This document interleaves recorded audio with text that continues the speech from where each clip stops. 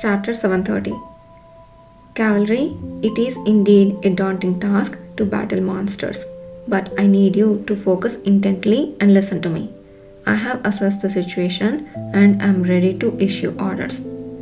Kishir, having just released his sword, radiated a blue aura, called out to everyone. His voice, though not raised excessively, had the power to command attention instantly.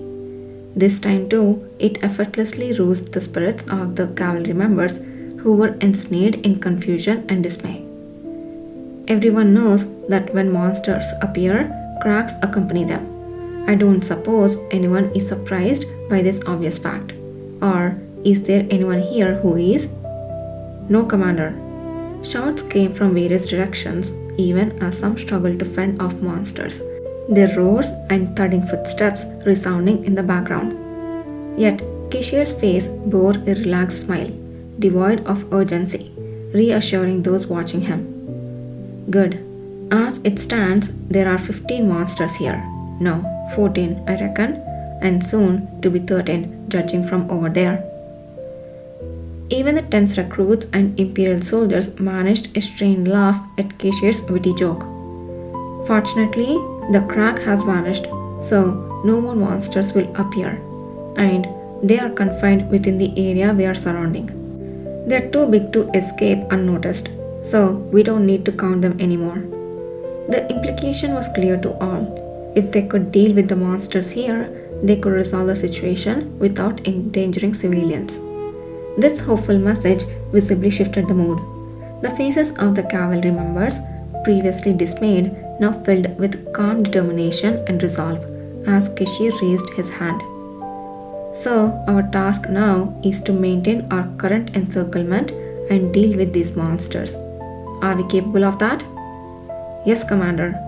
The number of cavalry members present was significantly fewer compared to those at the capital's headquarters, as they were merely the members dispatched to the southern branch. Even though their leader Kurga had not yet returned, their faces were resolute. It's strange that Kurga hasn't returned yet. He should have been back before us to inform the other members and investigate the death of the second prince of Honi. There is a high possibility that Kurga had encountered trouble on his way back. It wasn't surprising given that the same culprits had targeted Duke Paleta's carriage, but Kishir must have anticipated this and taken measures upon realizing Kurga's absence. I don't know about the knights of the Honi Duchy, but Kurga is not weak enough to be easily defeated. I have to believe that nothing serious has happened. As Kishir surveyed his troops, he once again raised his sword.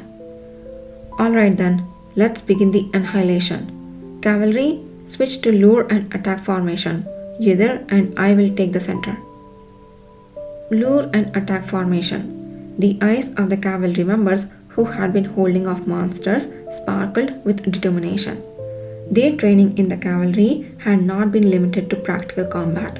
Kishir had taught them literacy as well as theoretical knowledge usually reserved for knights and soldiers, including the types of monsters and how to counter them.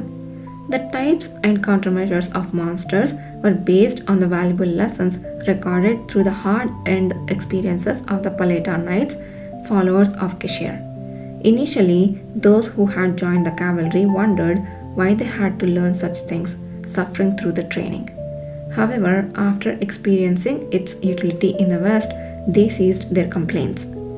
The lessons introduced various advantageous combat forms against monsters, including the lure and attack formation ordered by Kishir. This method is especially effective against large, slow-moving monsters. A small group of our strongest will engage each monster individually, while the rest will scatter to lure away and stall the remaining monsters. It was explained. But it wasn't just about indiscriminately stalling and luring.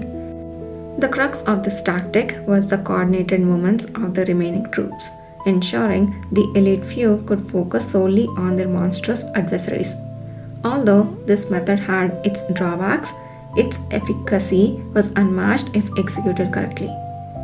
Should the timing not align, or if the monsters were not lured effectively, or if the elite group failed to swiftly dispatch their foes, The situation could quickly turn perilous for all.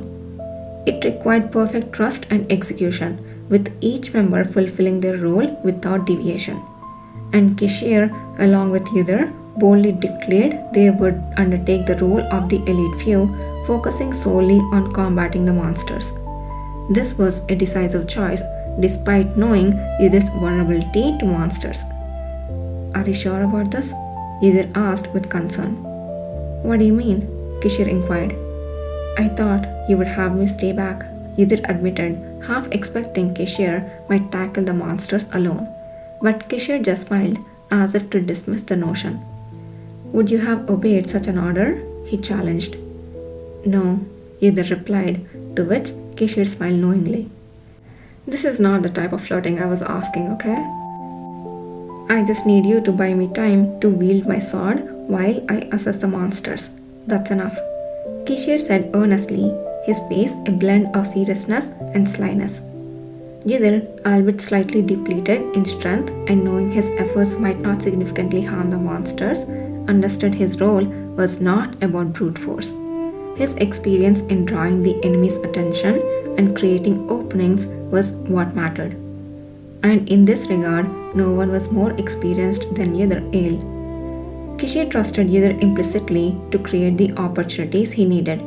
This was the first time Kishir felt confident in someone else's ability to handle the attack on his behalf. This is good, he thought. With Nathan Zuckerman also due to return, they would have additional support. Yudhir nodded firmly, resolved. Understood. Leave it to me. Kishir's eyes twinkled with amusement as he unwrapped the cloth bound around the hilt of his divine sword, revealing its true form beneath the unassuming exterior. Set up the formation, lure one monster each to Commander and Yudhir. Unaware of Yudhir's weakness, the other members of the cavalry had already started moving without hesitation. The first to bring a monster for combat was Jürgen Schiller, who had earlier dealt with a southern merchant alongside Yudhir. Despite some wounds on her body, Jürgen exhibited skilled movements, using the power of the wind to draw the monster towards them. Her eyes lit up at the sight of Kishir's sword. That sword? Could it be a divine sword? Wow! Oops. Be careful! Yudhir, noticing her momentary distraction due to excitement, lightly used the power of the earth. With a minimal effort, he created a small depression in the ground, causing the massive monster to stagger and its attack to falter. Jürgen, having nimbly dodged the creature with her wind manipulation, expressed her gratitude to Yudhir. Thanks, Yudhir. I'm not sure if our commander is a sword master or his abilities like Jimmy, but being part of this historic moment, capturing monsters with a divine sword, feels amazing.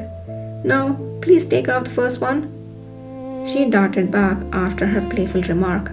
Kishir, responding with a smile, raised his sword. I shall. The divine sword R, filled with an aura of anticipation, was suddenly enveloped in a blue light, unleashing sharp attacks in accordance with its master's intent. It took 3 strikes for the first monster to fall, losing limbs and other body parts in the process, completely pierced by Kishir's attack. Wow! As the monster collapsed with a thud, cheers erupted from afar. The joy of this strategy's success and the rapid spread of hope that they could indeed prevail filled the air. Then, the second and the third monsters, lured by the cavalry members, began to approach. Yudhir, alternating between his sword and a bit of his power, did his utmost to prevent the monsters' desperate attacks from reaching Kishir. No matter what, I'm loving our duo having to fight with their backs against each other. Amazing. The implicit trust they have in each other is not something soul level or existence level. It is beyond that. They're connected so freaking deeply, it's deeper than the freaking ocean.